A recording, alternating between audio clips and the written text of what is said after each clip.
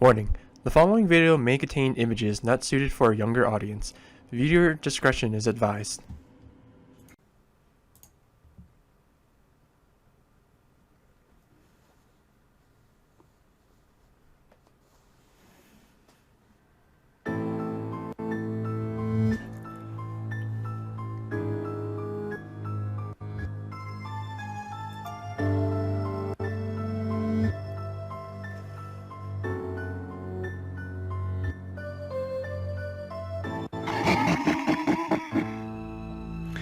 My name is Sword. I am an orphan. I was raised by my sword master, and this is my first actual fight. That guy looks not very strong. Let's talk about this guy over here. Hello everybody, welcome to Lophis roguelike, or I think that's the name of the game. I forget. Hang on a second. I'm pretty sure it's called Lophis roguelike. Hang on.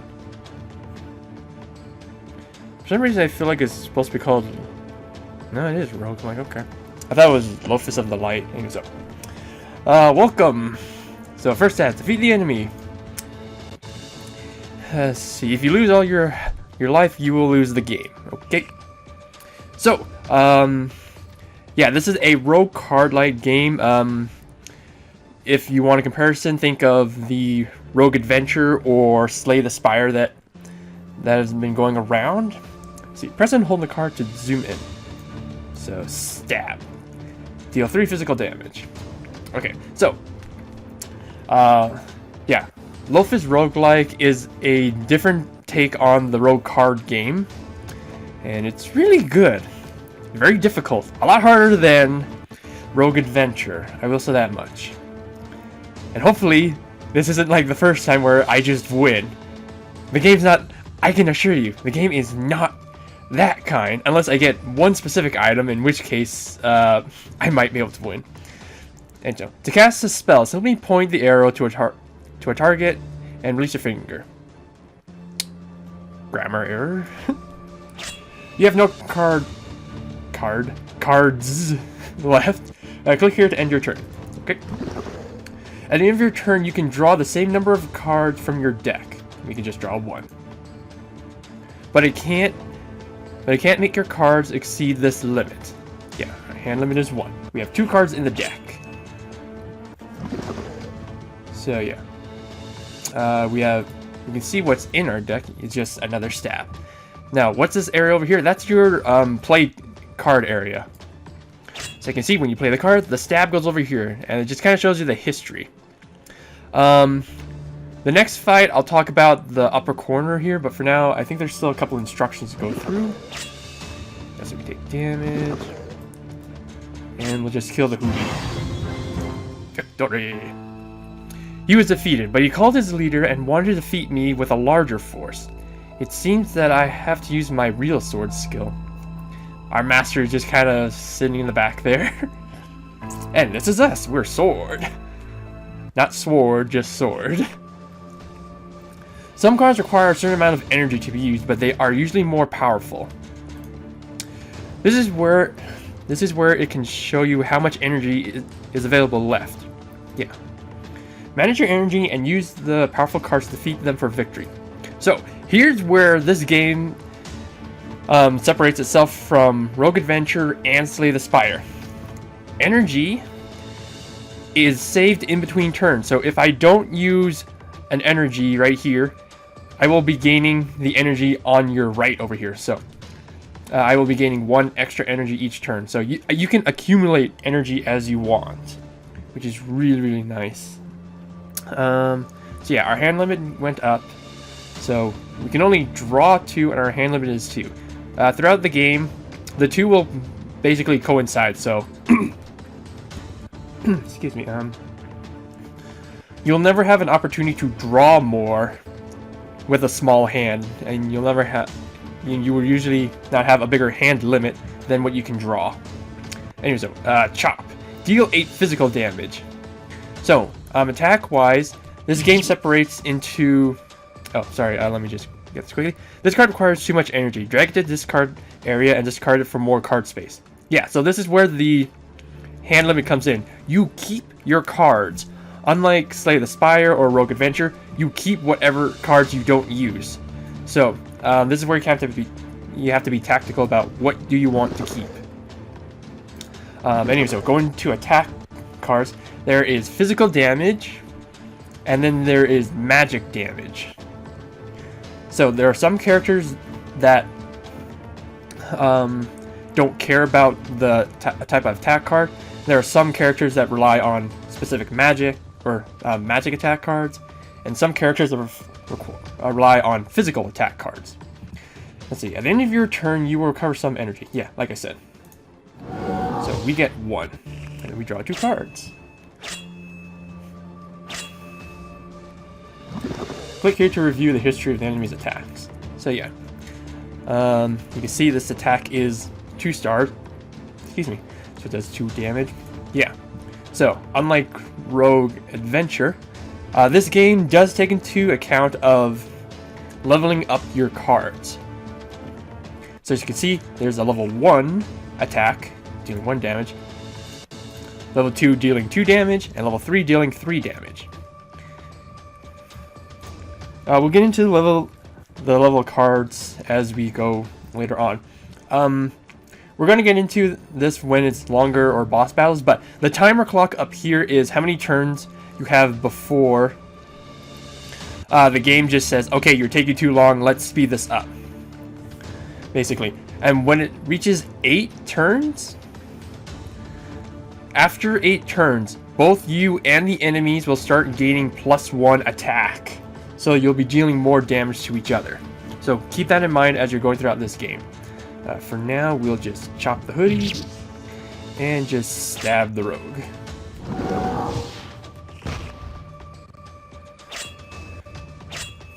Oof. So yeah, let's see. I think the game might talk about it later, but let's talk about the enemies here. So you'll see, aside from a level here and the name and health, you'll see a 1 or a 2 beside each of these characters here. That relates to the enemy's cards. Enemies have their own deck and their own cards that are set to them. So, the hoodie only had that basic attack card. If you look at the rogue, you see that he has the 2 attack cards here, which require energy. Or, sorry, which may or may not require energy. I don't know how the energy system works for the enemies. I want to say they all have like 3 energy and they don't get any more or less than that. Anyways, here we have our first instance of a skill card. There we go. So, in this instance, this skill card doesn't target anything, so you can just willingly play it outright. Yeah, some cards don't need to specify the target, just drag it to the light area and release it on cast. If you want to cancel it, just drag it back down. But this gives us 2 energy. The energy is enough, use this to defeat the enemy. Blade Storm, repeat 5 times, deal 5 physical damage to a random enemy. Yeah, so because this doesn't target anything, you just drag it to the screen and just let it go. They are defeated again. It also proved that I have become an excellent swordsman. One day, a mysterious man suddenly came to challenge. Master ordered me to avoid it for a while and fight against him alone. Ooh, cannot see the guy here. The enemy is very powerful. Your master decides to have a battle with him instead. You can view all the buffs you have over here. So, yeah. So, sword talent. For every 3 times you deal physical, this is where we're talking about earlier, where between physical and magic damage. And I guess skill cards. But yeah. If you deal physical damage, or for every 3 times you deal physical damage in 1 turn, gain a stab card and heal 2 health. Overhealing will convert that to health to armor. You can also click the hero to view the details and information. Yeah, so this is know everything. Each turn we gain 1 energy. We have a card limit or hand limit of 5. Oh, hey, there's that 4 I was talking about then. And you have a draw limit of 4. Okay, so this is where that comes in.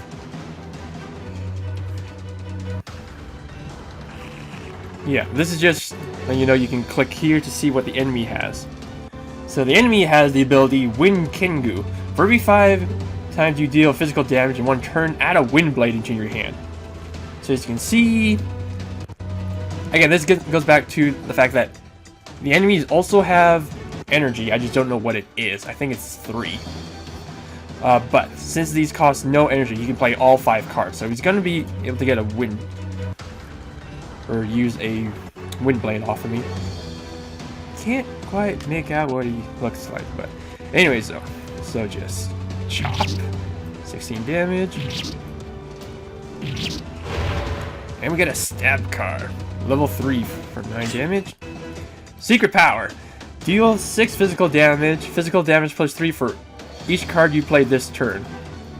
It doesn't matter whether or not it's attack cards or skill cards here. Just look at the browser history and it'll let you know how much damage you're doing. So this will be doing, let's see, 12, 6, 18. There you go.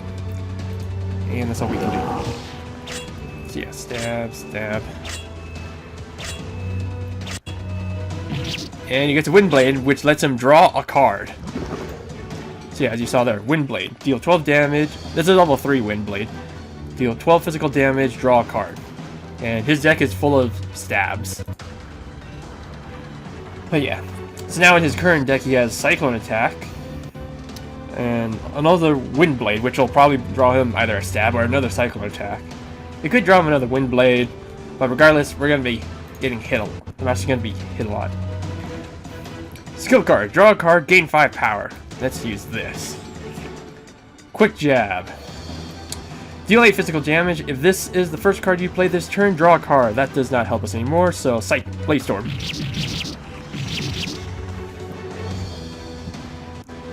Now, you saw that I was healing there. Just in case you guys were wondering, our ability, and even his ability, works really well for multi-hit attacks, such as Blade Storm.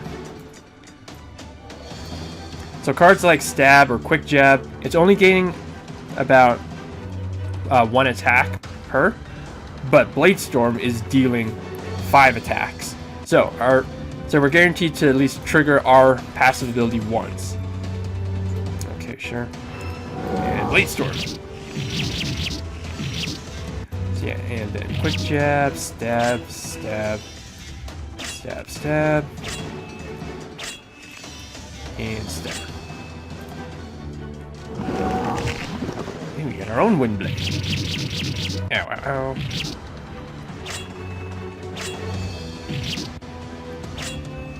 Yeah, ooh. The master died. After a fierce fight, my master was defeated. And then the mysterious man also disappeared. Master gave me a cold look and left away from me. What happened? This is the part I don't really understand. I think it's a translation error. And I'm pretty sure it's supposed to be he died, our master died, but I'm not entirely sure. Why is Master's eyes so indifferent? Why did he leave me? The mysterious man's voice suddenly appeared, to be the greatest swordsman, and you will get the answer. Alright? I don't understand the connection between them, but in order to find the answer, I have to do that. Finally, I learned that the greatest swordsman is in Ankang town. I must defeat him. Ankang town. What is this place? How can I get there? Then I remembered the voice. Follow the light of Lophis. It will guide you. Is that the moon or that light bulb we saw in the beginning? Prologue. Whenever I close my eyes, I can see the light in a direction. I can hear the voice echoed in my mind. But what is Lophis? And why can it invade my dreams? Following the light, I came to a forest in the darkness. The latent enemy here was full of threat.